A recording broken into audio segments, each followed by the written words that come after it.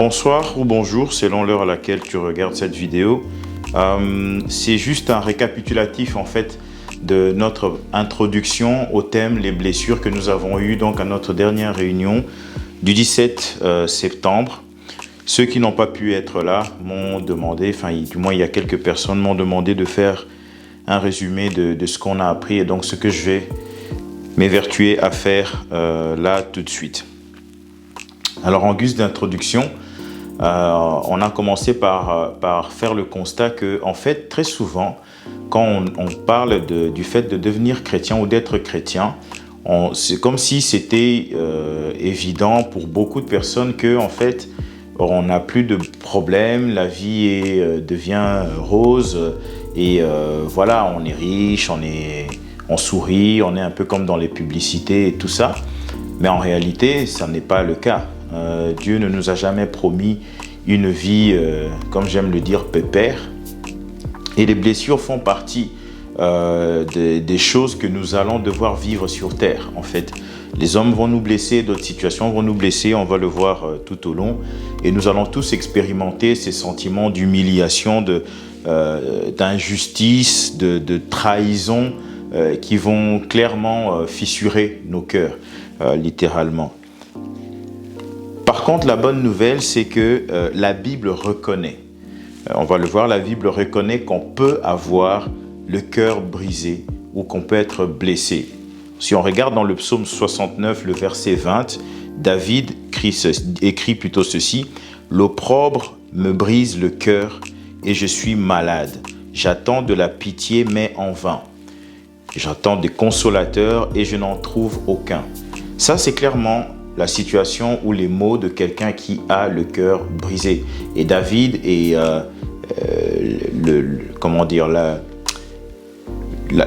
la personne ou le personnage biblique qui a le plus exprimé, je pense, qui s'est le plus exprimé sur ses blessures et sur ses sentiments, sur ses états d'âme.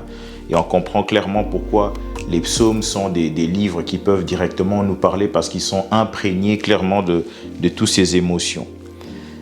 Donc la Bible reconnaît ou admet qu'on peut avoir le cœur brisé. Par contre, la meilleure nouvelle ou la bonne nouvelle dans tout ça, parce qu'une chose est de reconnaître, mais alors qu'est-ce qu'on en fait? C'est qu'en fait, la bonne nouvelle, c'est que Dieu prend au sérieux les cœurs brisés ou les problèmes des cœurs ou les blessures. Et on va le lire dans notre texte qui nous accompagnera durant tout ce temps. C'est Ésaïe 61, verset 1. « L'Esprit du Seigneur, l'Éternel est sur moi, car l'Éternel m'a oint pour porter de bonnes nouvelles aux malheureux. Il m'a envoyé pour guérir ceux qui ont le cœur brisé, pour proclamer aux captifs la liberté et aux prisonniers la délivrance. » Donc, on voit clairement que la mission de Jésus, parce qu'il s'agit de Jésus dans ce cas-ci, la mission de Jésus était aussi de guérir les cœurs brisés. C'est une bonne nouvelle pour nous, pour moi en tout cas. Dans le psaume 147, le verset 3, il est dit ceci: « Il guérit ceux qui ont le cœur brisé et il pense leurs blessures. » Dans Matthieu 11, 28, ce verset que nous connaissons tous: « Venez à moi, vous tous qui êtes fatigués et chargés, et je vous donnerai du repos. » On voit clairement que les cœurs brisés, on voit clairement que les blessures, parce que les deux se confondent, sont des choses que Dieu prend au sérieux. C'est des choses que Dieu prend au sérieux et des choses que Dieu veut traiter. Alors on peut se demander pourquoi est-ce que la Bible parle souvent des cœurs brisés et pourquoi est-ce que Dieu prend ce thème au sérieux et pourquoi en fait c'est important de guérir de nos blessures. La réponse pour moi, je nous suggère en fait de la trouver dans Proverbe 4, le verset 23. « Garde ton cœur plus que toute autre chose, car de lui viennent les sources de la vie. » En fait, l'état de ton cœur va impacter ton devenir, ton être, en fait, tes actions, ce que tu vas produire, ce que tu vas semer, la manière dont tu vas le faire. L'état de ton cœur en dépendra. L'état de ton cœur en dépendra. Vous n'avez qu'à voir souvent dans le milieu professionnel, on conseille par exemple que quand on vient de recevoir un email qui nous énerve, de ne pas répondre directement. plutôt de prendre le temps de cool down, de se calmer et puis de rédiger le mail une fois que on est calmé. Pourquoi? Parce que quand on est fraîchement blessé par les choses qu'on a pu lire, répondre directement pourra faire plus de dégâts qu'autre chose. Alors que le fait de se calmer nous permet en fait de remettre plein de choses en question et finalement d'avoir un avis plus objectif et de répondre de manière plus objective. Donc c'est important de traiter les blessures du cœur car notre vie littéralement peut en dépendre et nos faits et gestes en fait vont en dépendre. Alors, nous nous sommes posé aussi la question et ces différentes réponses feront partie en fait des études que nous aurons plus tard. Mais les questions étaient de savoir qui sont ceux ou qu'est-ce qui nous blesse. Okay? Qu'est-ce qui peut me blesser? Qu'est-ce qui peut faire que j'ai le cœur brisé? Alors, il y a plusieurs choses. Alors, chacun de nous peut trouver différents, mais moi j'en ai énuméré 6. Principalement, ce sont les situations qu'on ne contrôle pas, des situations involontaires. Par exemple, le décès de quelqu'un de proche, le fait qu'on se retrouve veuve, par exemple, c'est quelque chose que tu n'as pas désiré, mais c'est quelque chose que tu vas vivre et quelque chose qui va te marquer, qui va te blesser en fait. Il y a les situations familiales qui aussi vont causer des blessures, les divorces, autant pour les parents qui se déchirent, mais surtout si on se met dans la position du jeune, voir ses parents se déchirer, ne plus s'aimer, ça peut nous faire nous remettre en question, ça peut nous faire sentir comme indésirés, ainsi de suite. Il y a, à côté des situations, il y a maintenant des personnes qui peuvent nous blesser. Et on reste toujours dans le cercle proche. Et là, clairement, les personnes que nous aimons ou les personnes qui nous aiment les plus sont ceux aussi qui sont susceptibles de plus nous blesser en fait. J'aime souvent le dire, ce n'est pas la Bible qui le dit, mais c'est moi qui le dis. L'amour et la haine sont deux faces de la même pièce en fait. Vous allez voir, peut-être ça vous est déjà arrivé, mais quand quelqu'un de l'extérieur vous traite de tous les noms, vous traite de, je ne sais pas moi, d'une insulte, un nom d'oiseau, eh ben, limite, vous pouvez passer et ne pas faire un cas et vous dites, mais le gars, en fait, il est juste pas normal. Par contre, quand c'est quelqu'un de votre famille, quand c'est ton père, ta mère, tes frères et tes sœurs qui te disent les mêmes mots, ça n'a pas le même impact. Et donc, les personnes proches sont ceux qui sont aussi susceptibles de beaucoup nous blesser. Ça, c'est très important de le savoir aussi. L'Église. Pourquoi l'Église? Pas l'Église en tant qu'institution de Christ, mais l'Église en tant qu'assemblement de personnes qui croient. Et bien même dans l'Église, même là où il y a des personnes qui confessent Jésus, ben, on peut être blessé également. Quelque part, vous allez me dire, c'est un peu logique, et oui, parce que dans l'Église, il y a aussi des personnes qui sont blessées. Et des personnes qui sont blessées, souvenez-vous, leur cœur ne peut que transmettre ce qu'il y a dedans. Donc, on peut être aussi blessé par l'Église. On peut être blessé par la société. Je pense directement au racisme, par exemple. Je pense au sexisme. Je pense à tous les ismes qui peuvent impacter en fait la destinée des gens. Et ces personnes s'en rendent compte et ça les blesse profondément. La société peut nous blesser. Par contre, il y a quelque chose qu'on oublie souvent. Et ça, je me permets moi de le dire, c'est que nous-mêmes, nous pouvons être la source de notre propre blessure par nos mauvais choix, par notre manière de penser ou de nous considérer. Toutes ces choses peuvent contribuer en fait à nous blesser intérieurement et marquer notre cœur. Et comment est-ce que du coup les blessures vont nous impacter? Donc là, nous venons de voir qui ou quoi, qu'est-ce qui peut nous blesser. Là, maintenant, nous allons voir comment est-ce que les blessures nous impactent, en fait. Les blessures nous impactent de plusieurs manières. Ils génèrent en nous, en fait, différents sentiments. Et ces sentiments-là sont principalement l'humiliation. Quand on est blessé, on peut se sentir humilié par rapport à une situation, une manière dont on nous a parlé, ainsi de suite. Il y a la trahison. J'ai confié mon secret où je croyais qu'on était dans une relation affective. d'un certain degré, mais en fait, je réalise que la personne s'en fout, en fait. Voilà. Le sentiment d'injustice, j'ai postulé à ce poste, j'ai les qualificatifs, ou j'ai fait le travail avec un collègue, mais juste parce qu'il est différent ou parce qu'il a tel atout, eh ben, il est favorisé. Il y a le rejet aussi, qui peut caractériser une blessure. Il y a également l'abandon. Et souvent, ça, c'est des choses qu'on retrouve dans les familles, dans les divisions, les disputes ou les divorces entre les parents et les enfants le vivent souvent de cette manière-là, rejet ou abandon. Mais même dans les relations d'amitié, également, c'est des choses qui peuvent se vivre. Donc, on a vu ce qui nous blesse, on a vu comment est-ce que nous ressentons les blessures. Et enfin, on va voir, toujours dans la série de comment est-ce que le processus en fait de la blessure, quelles sont les réactions du coup naturelles qu'on va développer si on est blessé. Quand je me sens humilié, quand je me suis senti rejeté, quand je me suis senti abandonné par toutes les causes dont j'ai dit là, eh ben, les réactions qu'on peut avoir, elles sont multiples en fait. Et on en a énuméré quelques-uns. Par exemple, il y a le manque d'estime de soi.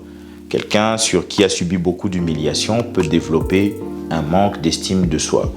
Par contre, l'inverse est vrai aussi. Quelqu'un qui a subi des humiliations pourrait développer un ego surdimensionné. En fait, c'est un masque qu'il va mettre sur lui pour pouvoir cacher cette humiliation en fait, qu'il a subie.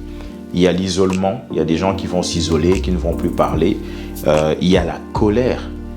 Combien de personnes blessées ne connaissons-nous pas qui expriment de la colère? Il y a l'amertume aussi. Quand on a été trahi, quand on a été humilié, on peut en vouloir à quelqu'un et traîner cette colère en fond et générer de l'amertume plutôt. Et il y a la tristesse. Évidemment, ça va avec la dépression, ça vient aussi avec l'anxiété, ça vient avec la peur. Il y a aussi la jalousie, c'est un des points qu'on a énuméré. Et voilà donc ces différentes manières en fait dont les blessures vont nous impacter. Peut-être que ça te parle, peut-être que tu te rends compte que tu as un ego très surdimensionné alors qu'au fond de toi, tu sais que tu as subi des humiliations, ça peut peut-être être la cause. Entre parenthèses, une chose aussi qu'on s'est dit entre nous, le but de nos sessions n'est pas de faire de la thérapie parce qu'aucun de nous n'est thérapeute, aucun de nous n'a un cabinet de psychologie. Mais par contre, nous allons nous appuyer clairement sur la parole de Dieu, sur les exemples de la parole de Dieu et prendre des modèles et aussi inviter d'autres personnes qui ont la même foi que nous, qui sont passés plutôt par des épreuves, des blessures et comment est-ce qu'ils ont fait pour les surmonter. Donc voilà un peu, je récapitule, donc on a vu les différentes manières, les différentes, les auteurs de nos blessures, quoi peut causer nos blessures, de quelle manière, et aussi comment est-ce que ces blessures peuvent nous impacter au niveau des sentiments et quelles sont les réactions naturelles que nous pouvons les développer. Peut-être un point qui n'a pas été bien étayé ici, c'est que les paroles aussi, par exemple, les disputes, les conflits, les mensonges et les fausses accusations, les ruptures, les séparations et les abus physiques et moraux vont être un peu les moyens par lesquels les auteurs vont nous atteindre, vont nous blesser. Et donc, c'est important de se rendre compte que je peux être blessé par les paroles, qu'une dispute que j'engage avec une personne, même si elle n'est pas forcément verbale, peut générer des blessures. Les conflits qui durent peuvent générer des blessures. Les mensonges, les fausses accusations peuvent provoquer la trahison, rupture amoureuse. Et là, je ne parle même pas de rupture amoureuse au sens où j'étais avec toi, parce que ça, on sait que ça peut clairement provoquer des blessures. Mais ça peut être aussi, je croyais que tu m'aimais, mais en fait, tu ne m'aimais pas, ou tu t'es joué de moi, tu m'appelais tout le temps, et ainsi de suite. Et voilà, maintenant, tu te mets avec quelqu'un d'autre, alors que moi, je croyais que ça aussi, ça peut être source de blessures. Bref, on a vu un peu les auteurs des blessures, de quelle manière ils nous impactent. Et quelle réaction est-ce qu'on pouvait développer quand on était blessé? Le cœur de notre message, c'était également de parler de deux personnes de la Bible qui ont eu des blessures. Il s'agit de Absalom et il s'agit de Joseph. Absalom d'abord, qui est le fils de David. Absalom a eu en aversion son demi-frère. Et l'histoire, vous pouvez le lire, c'est dans 2 Samuel 13, du verset 15 au verset 29 que nous avons lu. Mais l'histoire est un peu plus importante que ça. Donc, prenez la liberté de le lire dans 2 Samuel 13. Donc, Absalom, en fait, a développé de l'aversion par rapport à son frère qui a commis l'inceste sur sa sœur. Il y a eu viol dans la maison de David. Absalom a dit à sa sœur, écoute, je sais, je paraphrase, je sais que mon frère ou mon demi-frère t'a violé, a abusé de toi.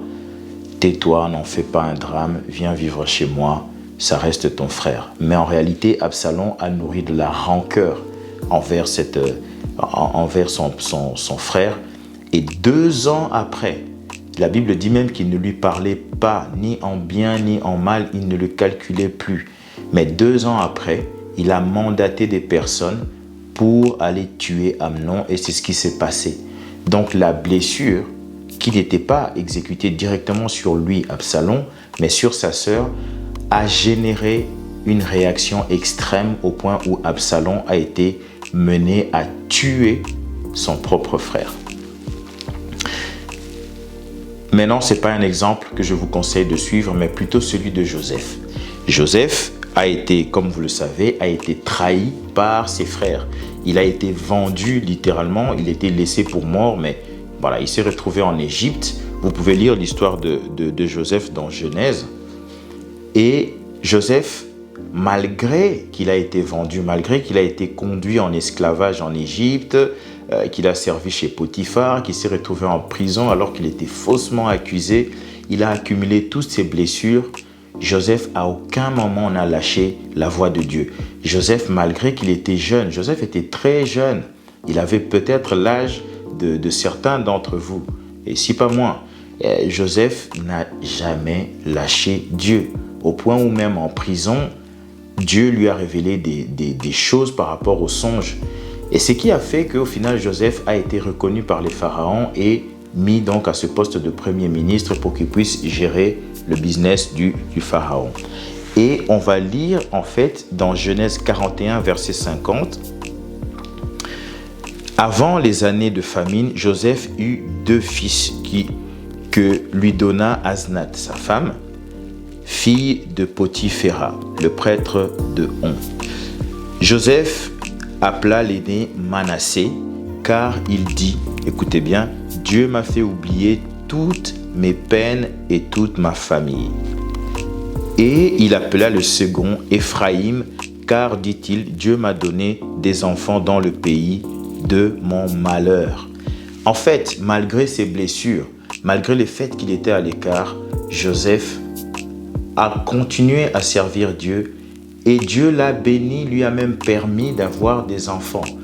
Et ces enfants lui ont rappelé d'où ils venaient en fait. Et il leur a donné des noms qui clairement laissaient transparaître que Joseph avait, si pas été guéri, mais avait reconnu en tout cas que Dieu l'avait délivré de ces blessures-là. Cependant, quand on lit dans Genèse 45, on se rend compte que Joseph, même si il pensait, ça c'est moi qui le dis, mais même si on a l'impression qu'il était guéri avec les noms qu'il a donnés à ses enfants, mais une fois qu'il s'est retrouvé face à ses frères, qui étaient la cause, en fait, le trauma qu'il avait blessé, Joseph a pratiquement pété les plombs, si je peux me permettre l'expression. En fait, quand il a vu ses frères, Joseph a été chamboulé dans ses émotions. Et c'est ce qui peut nous arriver quand nous faisons face aux choses, aux personnes, aux situations qui nous ont blessés. Nos émotions sont chamboulées en fait. Et Joseph, plusieurs fois dans Genèse 45, même un peu avant, dans les chapitres avant, je vous encourage à lire l'histoire de Joseph et dans les versets, on va dire, 41, chapitre plutôt 41 et jusque vers la fin de son histoire, vous allez voir comment Joseph a été perturbé dans ses émotions. Et même si la Bible ne le dit pas, personnellement, je pense que Joseph a eu un peu envie de se venger. Quand il a vu ses frères, il leur a fait faire des allers-retours. Il leur a faussement accusé d'espions. Il les a mis en prison pendant 3 jours et obligé l'un à aller reprendre son petit frère Benjamin qui était resté. Et entre-temps, pendant qu'il les faisait faire tout ça, il est torturé littéralement, moralement. Pendant qu'il faisait tout ça, il se cachait, il fouillait, il allait dans une pièce à côté pour pleurer. La Bible dit même que des fois, il était tellement ému, il avait envie de pleurer, mais il se retenait. Donc Joseph, au final, était un être humain comme nous tous, en fait. Et on va lire le moment où Joseph se dévoile à ses frères. Et c'est dans Genèse 45.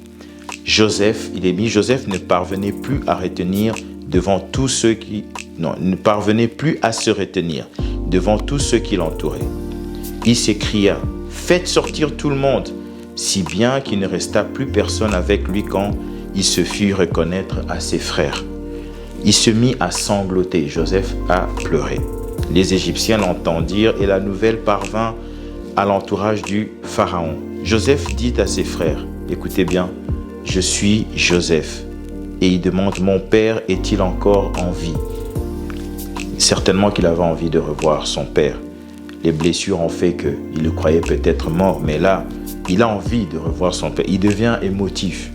Mais ses frères furent incapables de lui répondre tant ils étaient troublés et se retrouvaient devant lui.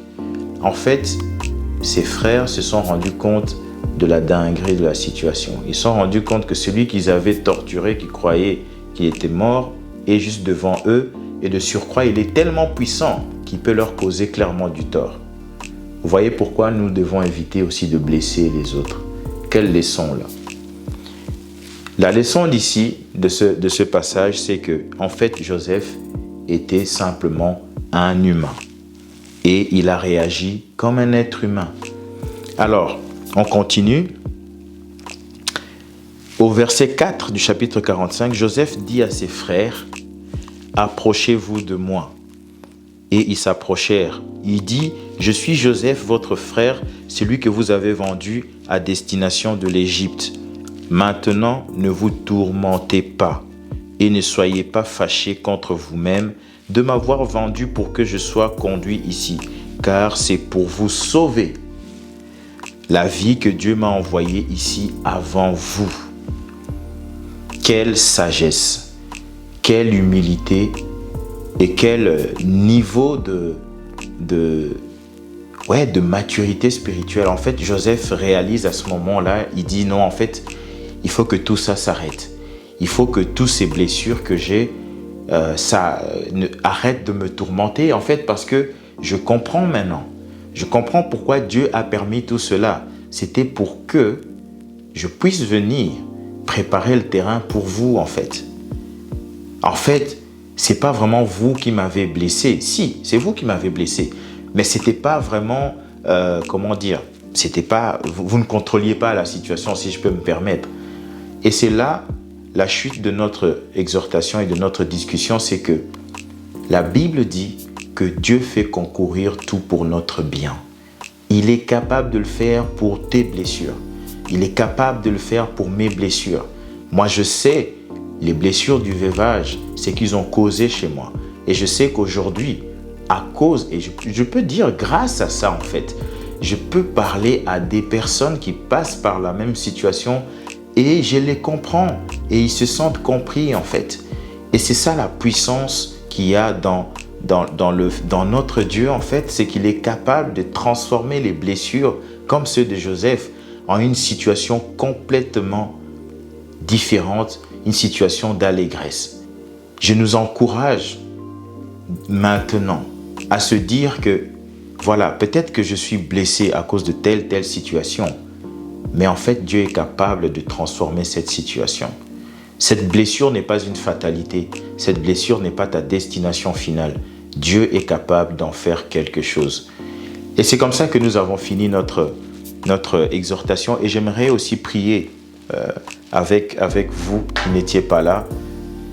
Prier pour que Dieu puisse faire la même chose. Seigneur, je te prie pour mes frères, pour mes sœurs qui n'étaient pas avec nous durant l'exhortation de samedi et qui ont été peut-être touchés par cette parole. Comme nous l'avons prié, Seigneur, prends nos cœurs. Nous te donnons nos cœurs. Blessés, faisons quelque chose de meilleur. Comme tu l'as fait pour Joseph, comme tu l'as fait pour sa famille. Seigneur, que les cœurs de ceux qui sont brisés, ces situations, ces mots que nous avons entendus, ces choses qu'on a dit de nous, ces trahisons qu'on a vécues, Seigneur, tu peux le transformer en quelque chose de bien. Il n'y a que toi qui peux le faire en fait. Parce que humainement parlant, des fois c'est tellement dur.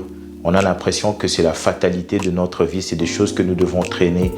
Mais tu es capable d'en faire quelque chose de mieux, quelque chose de bien, quelque chose de grand, comme tu l'as fait pour Joseph. Merci Seigneur de toucher les cœurs de chacun de nos jeunes afin que nous puissions tous avancer dans ce processus, dans ces exhortations qui nous permettront de te laisser encore nous guérir et nous toucher. Dans le nom de Jésus. Amen. Voilà, j'espère qu'on va se retrouver le 1er octobre où nous allons recevoir quelqu'un qui va aussi nous partager comment il a fait pour surmonter peut-être les blessures de la vie. Merci beaucoup, que Dieu vous bénisse.